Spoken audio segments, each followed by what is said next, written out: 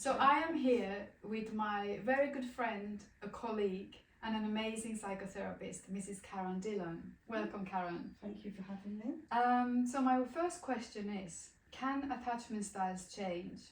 And if so, what actually helps that happen? Attachment styles, I believe, can change. And with the consistency of therapy and heightened self-awareness and everything that comes out during the therapy, that's a springboard for change, I believe.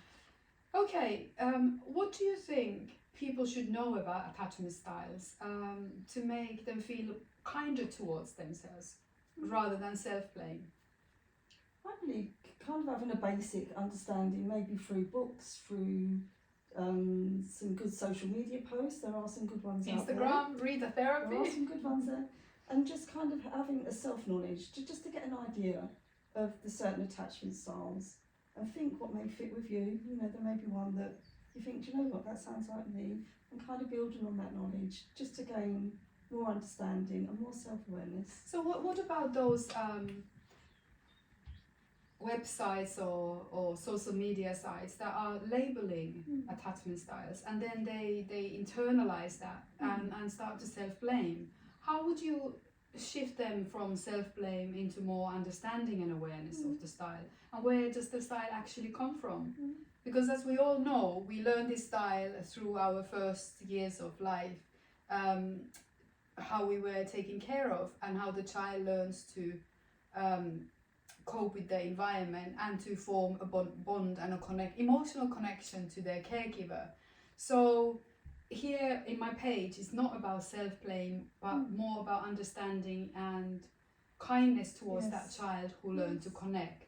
So what would you say to clients who are in your sessions more leaning on towards the self-blame rather than understanding and awareness? Yeah, you kind of hit on that word, Rita. You said kindness.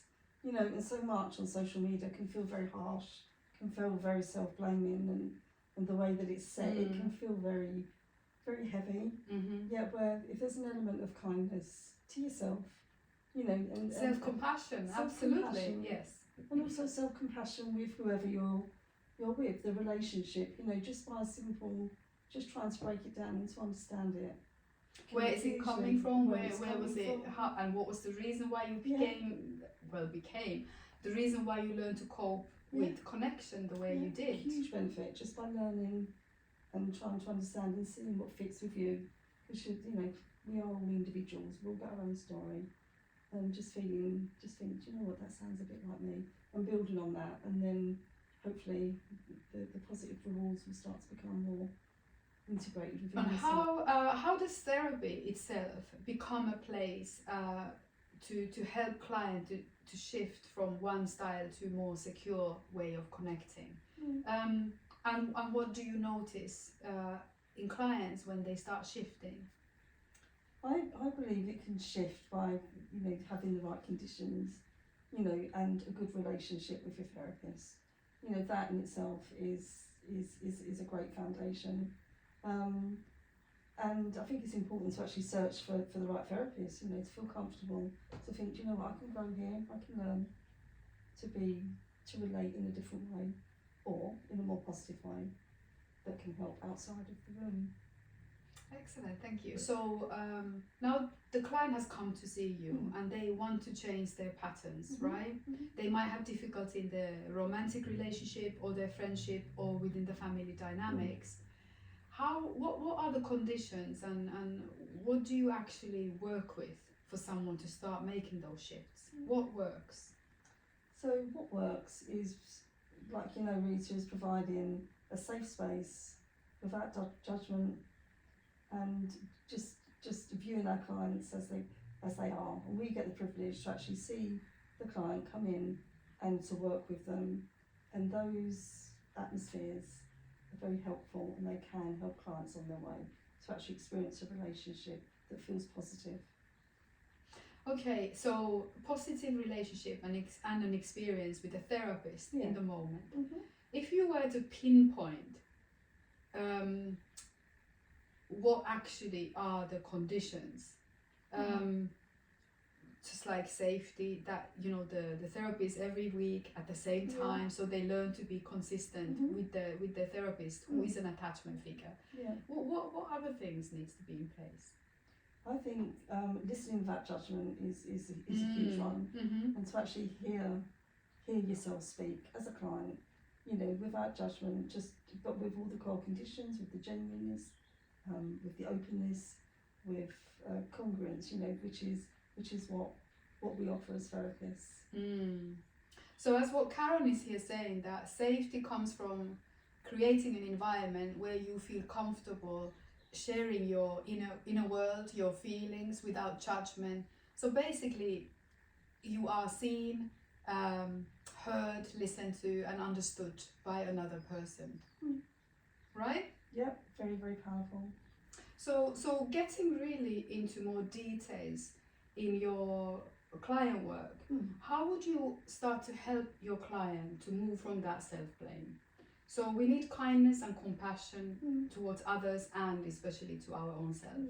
But how would you work with a client who is in that position of self-blame? I would kind of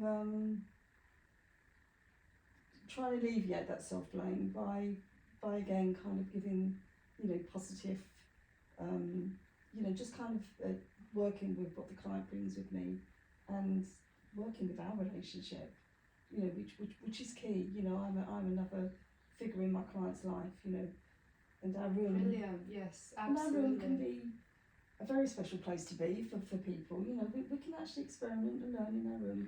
So we can bring things in, the client brings in, and we can say, let's have a look at this, And what Karen is saying here actually is very important. She's talking about us as psychotherapists being an attachment figures to our clients, and how we represent a secure attachment bond to them and help them to learn through our relationship. What does it actually feel like to be felt, and to be seen? Space Absolutely. Between us as therapists and a client, whoever you are, actually use this space to see what it feels like and to learn, become more self-aware. Yeah, modeling a secure and safe relationship in therapy. So if they are not wrong, and if we were to see them as more protective styles, what did these people actually learn to protect? They may have learned to protect that maybe the care wasn't there consistently, so they needed to adapt themselves. They may have, you know, people may not have been around when they needed them, which often happens, and then they learned to kind of create their own style really of adapting to life, which become self-protective. That was the way that they got through. Why do you think insecure attachment styles, I'm talking more about avoidant and anxious or fearful avoidant attachment styles, are labelled as something bad or something wrong instead of actually protective styles? I think that maybe social media doesn't help. You know, they can come across as quite harsh, as if there's something wrong with you, but actually it's not. And I think through understanding, a bit of compassion, you know, many people have these attachments and they are workable. You can work through them. I don't believe they are permanent. They can be quite fluid. We can kind of move in and out of different attachment styles with different people in work, relationships, friends. You know, I do believe that they're not stuck. We're not stuck with the same attachment style. I've known Karen for over around 15 years, and I feel that we have a very nice, secure relationship. That even though sometimes there are disagreements or difference of opinion, Karen always feels like home for me to come to, and I can be myself, and I'm not judged or disapproved or criticized. But I always feel like I'm seen, heard, and understood, and my embodied sense is that I've been felt. And I think that the a very good way to start practicing is through safe friendships. What does it actually feel like to be in a secure attachment? Well, firstly, that new book is one I read. Oh, you know, that's think really about nice. Friendships, and there's been ups and downs, but we're still here. We're still friends. I always say we're okay with each other. You know, it's okay. You know, it's not going to be destroyed. There's a comeback from it. Absolutely. You know? And that's a lovely place to be, really. It is, and it's never. I think this is the key, that it has never felt like our relationship is destroyed. No. and I always know that we come back. Yeah.